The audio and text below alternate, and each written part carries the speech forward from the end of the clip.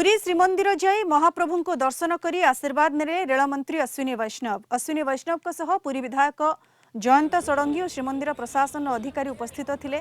दर्शन पर श्रीमंदिर प्रशासन कार्यालय निकट को आसी आज श्रीपंचमी रे पूजा होइथिबा 3 खंड धौरा काठ निकट में प्रणिपात करिसेंती। 4.5 कोटी ओडिया आराध्य देवता महाप्रभु श्री जगन्नाथ आशीर्वाद नेबाको आसीथिले बोली कहिसेंती। समग्र ओडिशार विकास और मंगल पई महाप्रभु निकट में प्रार्थना करुछि। पर पुरी रेल स्टेशन में चलता कार्यर समीक्षा करेंगे। महाप्रभु को आशीर्वाद नेबाई आसी महाप्रभु आमर 4.5 कोटी उड़ियांकर सेवाई जहाँ सुजोग देइछंती महाप्रभु को पाखरे आज प्रार्थना करी जे केमिति आमर ओडिशार सबुदिने विकास हो, केमिति ओडिशा रे सबुदिन समस्तंकर भल हो।